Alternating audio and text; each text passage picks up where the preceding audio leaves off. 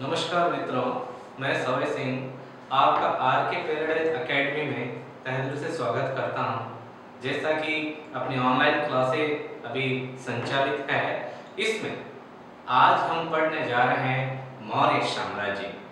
मौर्य साम्राज्य एक भारतीय इतिहास की ऐसी कड़ी है जिसे चाहे आप 10th level low, 12th level low या कंपटीशन क्लास के अंदर किसी भी कंपटीशन से इसे आप जोड़ सकते हो और हर एक कंपटीशन का एक अहम रोल है मौर्य साम्राज्य। मौर्य साम्राज्य के बारे में विस्तृत रूप से हम बात करेंगे, लेकिन मौर्य साम्राज्य भारत भूमि या फिर बृहत्तर भारत के ऊपर मौर्य साम्राज्य कैसे काबिज हुआ, इसके बारे में भी हम प्रारंभिक अवधारणा के बारे में बात करेंगे। लेकिन मौर्य साम्राज्य की जड़ें इस भारत के अंदर कैसे जमी हैं, इसके बारे में भी हम अपने इस डायग्राम के बदौलत जान लेते हैं। किस टर्म्स एंड कंडीशन के अंदर मौर्य साम्राज्य बृहत्तर भारत का एक प्रमुख डायनेस्टी और साम्राज्य बना, इसके बारे में हम बात कर लेते हैं। शुरू करने जा रहे हैं हम मौर्य साम्राज्य। मौर्य साम्राज्य जिसका शासनीय काल जो बताया जाता है वो आपकी 322 ईसा पूर्व से लगाकर 185 ईसा पूर्व तक का शासकीय काल मौर्य साम्राज्य का काल बताया जाता है। मौर्य साम्राज्य का जो शासक के चिन्ह जो बताया जाता है वो बताया जाता है मयूर, जिसे मोर कहा जाता है। जैसे हर एक साम्राज्य का अलग एक शासकीय चिन्ह होता है, किसी का गरुड़ है, किसी का मीन है, किसी का और बाघ है, किसी का गुप्त साम्राज्य का और गरुड़ बताया जाता है। उसी प्रकार मौर्य साम्राज्य का भी अपना एक शासकीय चिन्ह होता था मयूर। अब हम बात करते हैं कि किस टर्म्स एंड कंडीशन के अंदर मौर्य साम्राज्य की जड़ें भारत भूमि के ऊपर विस्तृत रूप से फैली हैं। तो कोई भी वंश पढ़े उससे पहले अपने को आगे वाले वंश के बारे में जानकारी होना बहुत ही जरूरी है। तो बात करते हैं तत्कालीन बृहत्तर भारत के ऊपर सबसे बड़ा जो साम्राज्य था उसका नाम क्या था। तो मौर्य साम्राज्य सबसे पहले जो साम्राज्य पनपा मगध सरजमीन पर उसे नंद वंश के नाम से जाना जाता है। मैंने मगध महासाम्राज्य का नाम लिया है तो आपको ये भी पता होना चाहिए कि भारत के अंदर समय समय के साथ में अमुक एक क्षेत्र अपने प्रगति के साथ में आगे बढ़ता रहा। तो सबसे पहले हम बात करते हैं मगध के बारे में। जब मगध ख्यातिपूर्ण था, ख्यातिपूर्ण हटा, तो उसके बाद में इंपॉर्टेंट बना थानेश्वर। थानेश्वर के बाद में इंपॉर्टेंट बना है कन्नौज। कन्नौज के बाद में इंपॉर्टेंट बना है आपके दिल्ली, जो आज तक है और भारत की राजधानी है। अब हम बात करते हैं नंद वंश के बारे में। नंद वंश का जो संस्थापक बताया जाता है उसका नाम है आपके महापद्म नंद।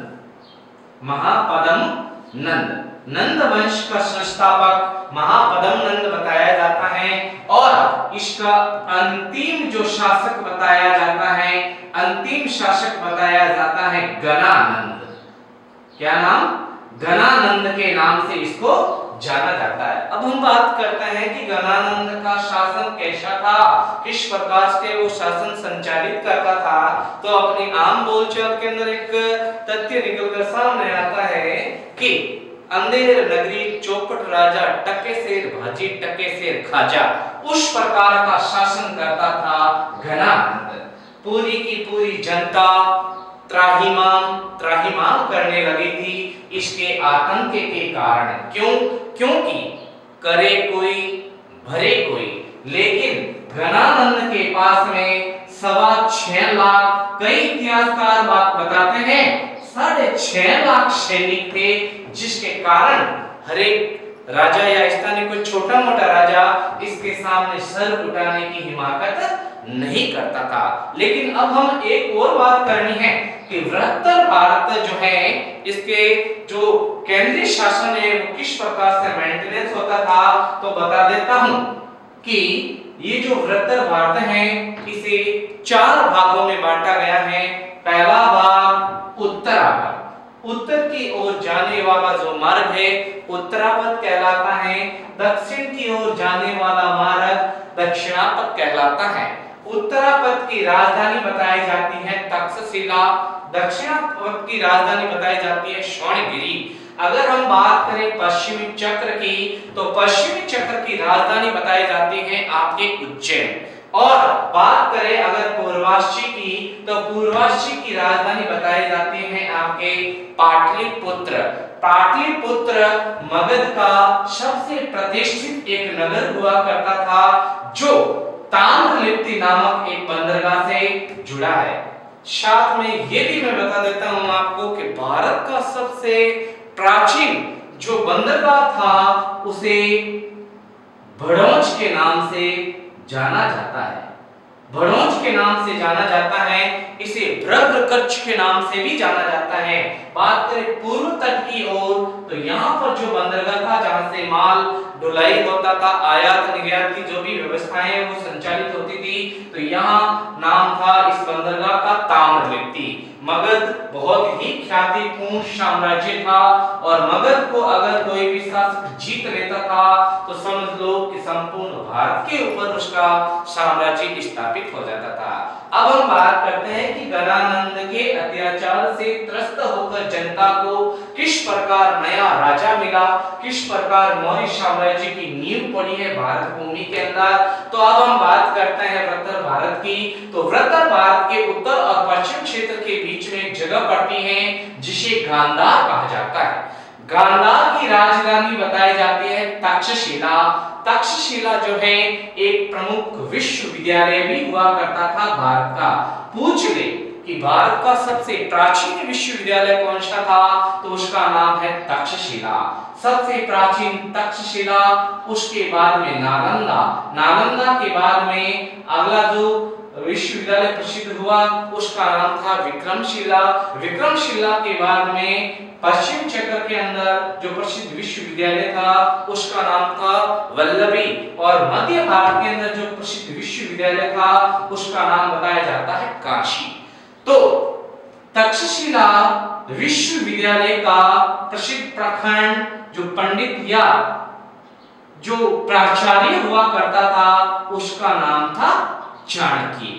अब हम इस स्थान पर जो हमने हिस्ट्री कंटेस्ट की है इसको पोच कर लेते हैं और अब हम बात कर लेते हैं सिकंदर महान के बारे में। सुनिए, सिकंदर महान जो अलेक्जेंड्रिया और यूनान प्रदेश का रहने वाला था, इसके पिता का नाम बताया जाता है फिलिप द्वितीय।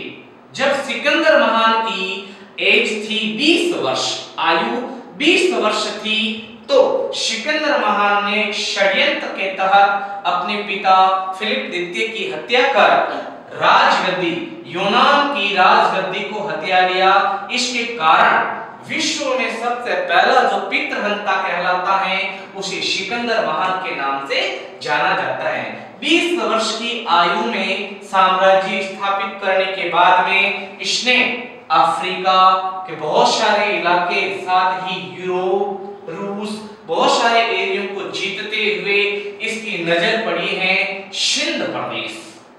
चूंकि भारत को सर्वप्रथम सिंध के नाम से ही जाना जाता था, क्योंकि यहाँ की सबसे बड़ी जो नदी बहती थी जिसे सिंधु नदी के नाम से जाना जाता है। सिंधु नदी के आजू बाजू में शेडेड होने के कारण इस प्रदेश को सिंध प्रदेश के नाम से जाना जाता है। साथ ही मैं आपको ये भी बता देता हूँ कि समय समय पर भारत का नाम भी बदलता गया है। तो भारत का सर्वप्रथम जो प्राचीन नाम हमें देखने को मिलता है उसका नाम है आर्यवर्त।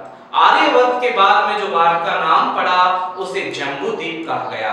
जम्बूद्वीप के बाद में भारत का जो नाम पड़ा इसे भरतखंडे के नाम से जाना जाता है, और भरतखंडे के बाद में भारत का जो नाम पड़ा इसे हिंदुस्तान कहा जाता है। इसे हिंदुस्तान कहा जाता है। हिंदुस्तान क्यों कहा जाता है? क्योंकि यूनान प्रदेश से जो भी आक्रमणकारी या फिर यात्रीगण जो भारत पधारते थे वह श का उच्चारण ह से करते थे। चूंकि ये प्रदेश सिंध है तो स की उच्चारण ह से हो रहा है, तो शिन से बदलकर बन गया है हिंद, और यहाँ की लैंग्वेज हो गई है हिंदवी। सुनिए, तो सिंध प्रदेश को जीतने के उद्देश्य से सिकंदर महान अपने लाव लश्कर के साथ में यहाँ से रवाना होता है। विश्व विजेता बनने का भूत उसके ऊपर सवार होता है। अगर पूछ ले कि सिकंदर महान का बचपन का नाम क्या है, तो उसे कहा जाता है अलेक्जेंडर, और इसके नाम पर अलेक्जेंड्रिया, जिसे सिकंदरिया भी कहा जाता है, नामक एक नगर को बसाया गया। अब हम बात करते हैं सिकंदर महान की सेना के अंदर जो प्रमुख थल सेना अध्यक्ष है, उसका नाम क्या बताया जाता है, तो इसका नाम बताया जाता है सेल्यूकस निकेटर। बहुत सारे भारतीय इतिहासकारों के जितने भी ग्रंथ हैं, ऐतिहासिक स्रोत हैं, उनके अंदर मौर्य साम्राज्य इस टर्म्स एंड कंडीशन के साथ में सबसे पहले ओरल के रूप में हमें पढ़ने को मिलता है। तो सुनिए आप, थल सेना अध्यक्ष जिसका नाम सेल्यूकस निकेटर बताया जाता है, थल सेना अध्यक्ष के साथ में अपनी सेना का कूच करवाया सिंध प्रदेश के अंदर। सिंध पहुंचने के बाद में यहाँ पर तक्षशिला का जो सम्राट बताया जाता है उसका नाम था आम्बी। सवाल पूछा जाता है कि भारत का पहला देशद्रोही कौन था, तो उसका नाम था आम्बी, क्योंकि आम्बी ने सिकंदर महान की बहुत बड़ी सेना का आदर सत्कार किया और उसका वेलकम किया, स्वागत किए, बहुमूल्य हीरे जवाहरात रत्न आदि सिकंदर महान को दिए। इसके साथ में एक और नाम बताया जाता है जिसे शशिगुप्त के नाम से भी जाना जाता है। तो आम्बी और शशिगुप्त जो भारत के पहले देशद्रोही कहलाते हैं, जिसके कारण सिकंदर महान को भारत अर्थात सिंध भूमि में दाखिल होने का इनको मौका मिल गया। भारत भूमि में एंट्री करने के बाद में, घुसने के बाद में, आने के बाद में सिकंदर महान का सामना जो हुआ है वो हुआ है आपके राजा पोरस से।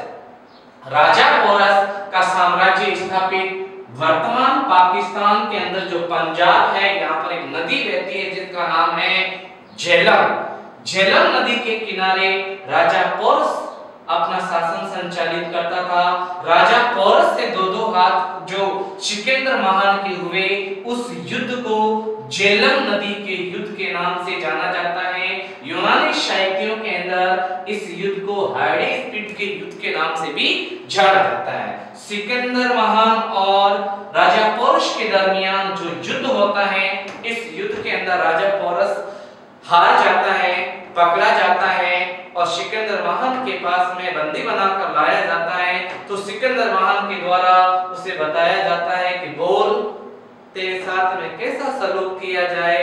तो राजा पोरस कहता है, हे सिकंदर, एक राजा को राजा के साथ राजा जैसा व्यवहार करना चाहिए। जब ये बात सुनी है सिकंदर महान ने राजा पोरस के मुंह से, तो राजा पोरस से काफी प्रभावित हुआ और राजा पोरस को हारा हुआ पूरा साम्राज्य वापस पुनः सौंप दिया। लेकिन सिंध प्रदेश के अंदर 4 क्षेत्रों को जीतने में कामयाब रहा है सिकंदर महान। इन 4 क्षेत्रों के नाम कई बार पूछे जाते हैं, तो उनमें सबसे पहले नाम आता है काबुल, दूसरा आता है गांधार, तीसरा आता है बलूचिस्तान जो पाकिस्तान के दक्षिण में पड़ता है, चौथा आता है हेरात। हालांकि इन चारों का अलग अलग नाम बताया जाता है यूनानी साहित्यों के अंदर, लेकिन अपने को काबुल, गांधार, बलूचिस्तान और हेरात नाम ही बताना है।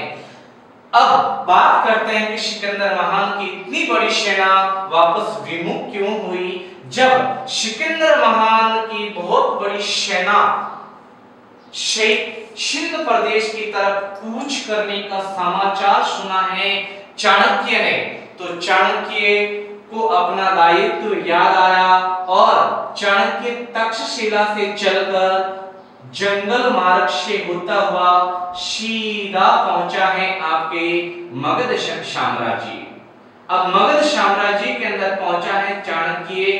तो मगध साम्राज्य में क्यों पहुंचा है चाणक्य, ध्यान से सुनना कि चाणक्य ने अपना उत्तरदायित्व समझा कि इतनी बड़ी लाव लश्कर सेना का जो अटैक होने वाला है, इससे मैं सचेत कर देता हूं घनानंद को, ताकि इतने बड़े आक्रमण से भारत भूमि को रौंदे जाने से बचा जा सके। जब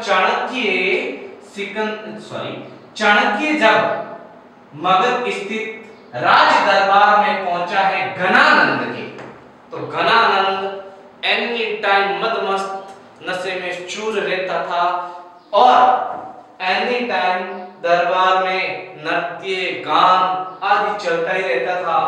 जब घनानंद अपने पूर्ण एंटरटेनमेंट के साथ में दरबार में मौजूद था, तब एंट्री हुई है चाणक्य की। चाणक्य अपनी बात कहता उससे पहले घनानंद ने चाणक्य को कुरूप बताते हुए उसका उपहास उड़ाया और उसे धक्के मारकर दरबार से वॉकआउट करवा दिया गया, बाहर निकाल दिया गया। तब चाणक्य ने अपनी खुली चोटी में गांठ लगाई और शपथ ली कि जब तक मैं नंद वंश का नाश नहीं कर दूंगा, मैं चैन से नहीं बैठूंगा। इस क्रोधाग्नि की ज्वाला को अपने सीने में दफन करते हुए वापस जब चाणक्य इसी जंगल से गुजर रहा था, तब मध्य भारत बताया जाता है। यहां उसका आमना सामना होता है चंद्रगुप्त मौर्य से। अब हम थोड़ी सी जानकारी चंद्रगुप्त मौर्य के बारे में पढ़ लेते हैं। सुनिए, चंद्रगुप्त मौर्य जो है, इसका जन्म 345 ईसा पूर्व में हुआ। 345 ईसा पूर्व में हुआ। तो इसका जन्म कहां होना बताया जाता है? तो जगह का नाम बताया जाता है पीपली वन, जिसे मयूर देश के नाम से भी जाना जाता है। मोर अधिक होने के कारण इसे मयूर देश कहा जाता है।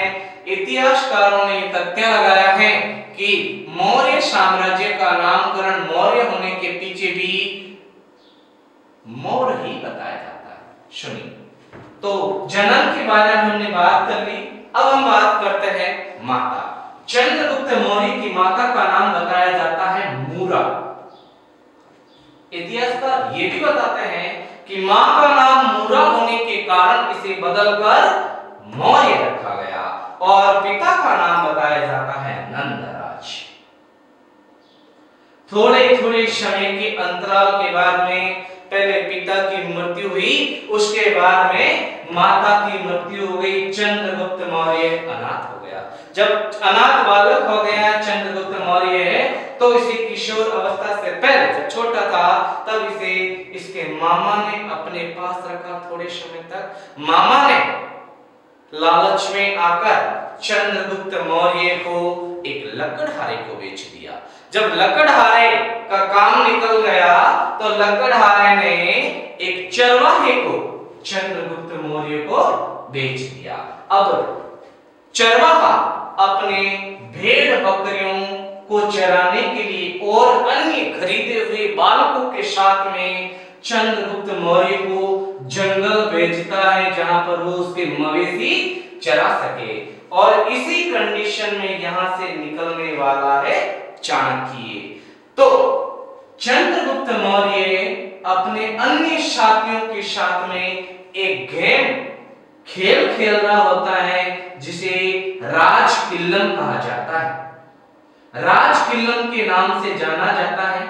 जब राजकिल्लम में उसका कैरेक्टर राजा जैसा देखा गया, तो इसे इंस्पायर होकर, प्रभावित होकर चाणक्य ने इस बालक का भविष्य सुनहरी देखा, अर्थात उज्जवल देखा, और अंदाज लगाया कि भविष्य में ये बालक बड़ा होकर चक्रवर्ती सम्राट बनने वाला है।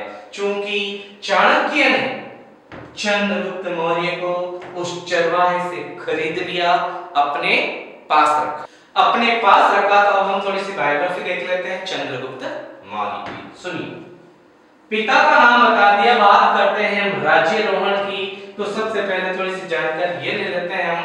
चाणक्य ने चंद्रगुप्त मौर्य को खरीदा।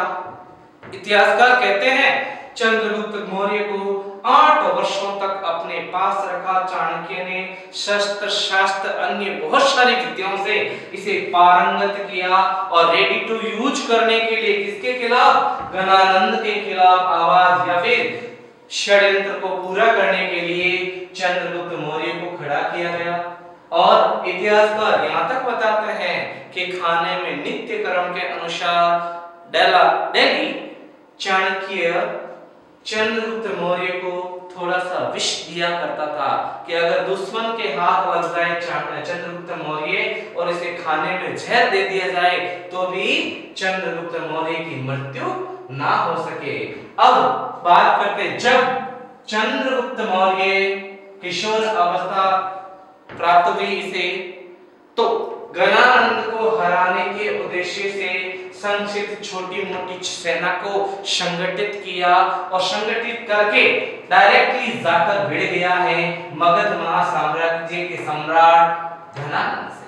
क्योंकि मैंने पहले बताया आपको कि घनानंद की सेना बताई जाती है 6.5 लाख। सेना 4 प्रकार की हुआ करती थी, अश्वरोही, गजरोही, पैदल और रथी। 6.5 लाख सेना एक तरफ, छोटी मोटी सेना एक तरफ। चंद्रगुप्त मौर्य को बहुत बड़ी हार का सामना करना पड़ा और भागकर अपनी जान बचानी पड़ी और भागते भागते उसने जंगल का सहारा लिया, जहां पर एक छोटी सी झोपड़ी में एक छोटा सा कुटुंब कबीला परिवार खाना खाने की तैयारी में था और आगंतुक अर्थात चंद्रगुप्त को देखकर इसे भी उस झोपड़ी में पनाह मिली। खाना परोसा गया तो परोसा गया तो भूख प्यास से व्याकुल चंद्रगुप्त मौर्य ने आव देखा न ताव, थाली में परोसा गया जो शत्रु है उसके बीचों बीच हाथ डालकर खाने की चेष्टा की तो हाथ भी जला और मुंह भी जला। लेकिन बाद में चंद्रगुप्त मौर्य उसी झोपड़ी में एक छोटे से बालक को देखता है जो खाना कट से खा रहा है, अर्थात उसे अब समझ में आ गया कि मुझे डायरेक्टली जाकर घनानंद से नहीं भिड़ना था, छोटे छोटे एरिया को सबसे पहले उसे तोड़ना होगा। इस प्रकार चंद्रगुप्त मौर्य ने सेना संगठित की और भिड़ गया घनानंद से और घनानंद को मौत के घाट उतार कर चंद्रगुप्त मौर्य का 322 ईसा पूर्व में राज्यारोहण हुआ। चंद्रगुप्त मौर्य का राज्यारोहण हुआ तो बात करते हैं चंद्रगुप्त मौर्य के प्रधानमंत्री की। तो प्रधानमंत्री का नाम बताया जाता है चाणक्य। धर्म, तो धर्म से संबंधित अब हम यहाँ पर थोड़ा सा एक्सप्लेन कर देते हैं, सुनिए कि मौर्य साम्राज्य के अंदर ये सवाल कई बार पूछे जाते हैं, चंद्रगुप्त मौर्य का क्या धर्म था, बिंदुसार का क्या धर्म था, सम्राट अशोक का क्या धर्म बताया जाता है। तो तीनों का सबसे पहले हम बात कर लेते हैं धर्म। चंद्रगुप्त मौर्य जैन धर्म को मानने वाला था। किस धर्म को? जैन धर्म। जैन धर्म की दिगंबर शाखा। और बिंदुसार शैव धर्म को मानता था। चंद्रगुप्त मौर्य, बिंदुसार और तीसरा प्रतापी सम्राट हुआ अशोक। अशोक ने जो धर्म धारण किया उसे बौद्ध धर्म कहा जाता है। आगे की क्लासों के अंदर मैं आपको बौद्ध धर्म के बारे में बताऊंगा। जिस बौद्ध धर्म का ये भी सवाल कई बार पूछा जाता है कि बौद्ध धर्म का धार्मिक उच्चारण क्या है। तो बौद्ध धर्म का धार्मिक उच्चारण बुद्धं शरणं गच्छामि, धम्मं शरणं गच्छामि, संघं शरणं गच्छामि। सुनिए, वापस हम चंद्रगुप्त मौर्य की तरफ आ जाते हैं। चंद्रगुप्त मौर्य का जो धर्म बताया जाता है वो है आपके जैन धर्म। एक ग्रंथ है, जैनी ग्रंथ, जिसका नाम है परिशिष्ट पर्वन। परिशिष्ट पर्वन के अनुसार ये बताया जाता है कि जैन धर्म की दीक्षा चंद्रगुप्त मौर्य ने भद्रबाहु से ली। किससे ली है भाई? भद्रबाहु से जैन धर्म की शिक्षा ली। अब हम बात कर लेते हैं चंद्रगुप्त मौर्य के साम्राज्य विस्तार की। तो सुनिए, उत्तर में हिमालय से लेकर दक्षिण में मैसूर तक चंद्रगुप्त मौर्य का साम्राज्य फैला था। बात करते हैं सेना की। तो चंद्रगुप्त मौर्य की सेना 6.5 लाख बताई जाती है, जिसमें अश्वरोही, गजरोही, रथी और पैदल प्रमुख सेना बताई जाती है। बात करते हैं अंतिम समय की। अंतिम समय की बात करने से पहले अब हम बात कर लेते हैं कि जब चंद्रगुप्त मौर्य मगध का साम्राज्य अर्थात शासक बना तो चाणक्य की क्या कंडीशन रही होगी, तो सुनिए। गणानंद की 6.5 लाख सेना को देखकर सिकंदर महान की जो सेना है वो भयभीत हो गई और सिकंदर महान की सेना आगे बढ़ने से मना करने लगी। तो सिकंदर महान ने अपनी सेना को 1/2 किया, आधी सेना अपने साथ में लेकर यहां से रवाना हो गया और आधी सेना का उत्तरदायित्व सौंपा गया है शैल्यूकस। शैल्यूकस यहां सेना का सेना प्रमुख बना, चूंकि स्वाभाविक है चंद्रगुप्त मौर्य और शैल्यूकस के बीच में अब युद्ध होने वाला। सुनिए तो सिकंदर महान का क्या हुआ, सुनिए। सिकंदर महान जब अपनी सेना लेकर वापस लौटा तो यहां पर एक जगह बताई जाती है जिसे कहते हैं बेबीलोनिया। बेबीलोनिया में सिकंदर महान का आत्मज्वर कहते हैं बुखार सर में चढ़ गया, जिसके कारण सिकंदर महान की मृत्यु मात्र 33 वर्ष की आयु में बेबीलोनिया में हुई। चूंकि सिकंदर महान का एक पड़ला यहीं पर बचा हुआ जिसे शैल्यूकस निकेटर के नाम से जाना जाता है। अब शैल्यूकस निकेटर और चंद्रगुप्त मौर्य के बीच में जो युद्ध होता है उसके बारे में हम बात कर लेते हैं। तो एक तरफ है चंद्रगुप्त मौर्य वशेज, दूसरी तरफ है शैल्यूकस। चंद्रगुप्त मौर्य और शैल्यूकस के बीच में जो युद्ध की कंडीशन बनी है, ये युद्ध आकर रुका है आपके संधि वार्ता पर। संधि हो गई दोनों बीच के, दोनों सेनाओं के अंदर शीश फायर हो गया। तो संधि प्रस्ताव के अनुसार शैल्यूकस को चारों प्रांत काबुल, कांदार, बलूचिस्तान, हेरात वापस चंद्रगुप्त मौर्य को लौटाने पड़े और चंद्रगुप्त ने इस संधि वार्ता के बदौलत 500 हाथी भेंट किए शैल्यूकस को। शैल्यूकस निकेटर ने अपनी पुत्री, जिसका नाम हेलेना बताया जाता है, जिसे कार्नेलिया भी कहा जाता है, हेलेना का विवाह किससे कर दिया, चंद्रगुप्त मौर्य का। और ये भारत का पहला इंटरनेशनल विवाह है जिसमें चंद्रगुप्त मौर्य और हेलेना की शादी के बारे में बताया जाता। हालांकि चंद्रगुप्त मौर्य की अगर बात पत्नियों की करें तो पत्नियों के अंदर पहली पत्नी का नाम बताया जाता है दुर्धरा और दूसरी पत्नी का नाम बताया जाता है हेलेना। मैंने दुर्धरा इसलिए लिखा है क्योंकि दुर्धरा की कोख से ही बिंदुसार का जन्म होना बताया जाता है। चूंकि पूरा का पूरा साम्राज्य सेटल्ड हो गया चंद्रगुप्त मौर्य का, अब जब साम्राज्य सेटल्ड हो गया है चंद्रगुप्त मौर्य का, तो उस समय उत्तर भारत पर निरंतर 12 वर्षों तक अकाल पड़ा। उत्तर भारत के अनेक क्षेत्रों को अकाल ने अपने अंदर समायोजन कर लिया।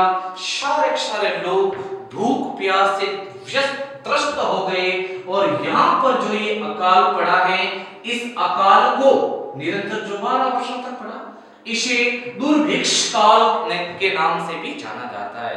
दुर्भिक्ष, दुर यानी बुरा, भिक्ष यानी भिखारी, भिखारी से भी बुरा हाल हो गया है लोगों का। अन्न, जल और चार, तीनों का जो चीजों की कमी आ गई, इसके कारण इसे त्रिकाल भी कहा जाता है। जब 12 वर्षों का अकाल पड़ा है उत्तर भारत में, तो अपनी जनता की ये स्थिति चंद्रगुप्त मौर्य से देखी नहीं गई। चंद्रगुप्त मौर्य उत्तर भारत को त्याग कर अपने गुरु भद्रबाहु के साथ में उत्तर भारत को त्याग कर कर्नाटक आ गए। कर्नाटक आ गए और कर्नाटक आने के बाद में यहां स्थित कर्नाटक जो है, यहां पर एक प्रसिद्ध बहुत ही बड़ी विशालकाय एक पाषाण प्रतिमा जो श्रवणबेलगोला में स्थित है। प्रतिमा का नाम है बाहुबली। बाहुबली प्रतिमा जो गंग शासक चामुंडराय ने बनवाई। बाहुबली प्रतिमा के नीचे अन्न जल त्याग कर शल्लेखना पद्धति, किस पद्धति से? शल्लेखना पद्धति से चंद्रगुप्त मौर्य ने मृत्यु का वर्ण किया। शल्लेखना पद्धति के द्वारा अन्न जल त्याग कर चंद्रगुप्त मौर्य ने अपने जीवन लीला को समाप्त कर दिया। आज हमने इस चैप्टर के दौरान मौर्य साम्राज्य की प्रारंभिक जानकारी दी, जिसके दौरान हमने सिकंदर महान, चंद्रगुप्त मौर्य, नंद वंश और मौर्य साम्राज्य की प्रारंभिक संक्षिप्त जानकारी आपके सामने रखी। साथ ही चंद्रगुप्त मौर्य के बारे में विस्तृत तौर पर पढ़ा। कल हम अपनी क्लास के दौरान पार्ट 2 में बिंदुसार, सम्राट अशोक, अशोक के अभिलेख, उनके अन्य नाम, अशोक का धम, अशोक के द्वारा बनाए गए जितने भी स्तूप हैं उनके बारे में, साथ ही मौर्य साम्राज्य के केंद्रीय प्रशासन, प्रांतीय प्रशासन और स्थानीय प्रशासन के साथ में अधिकारियों के बारे में भी हम जरूर जानेंगे।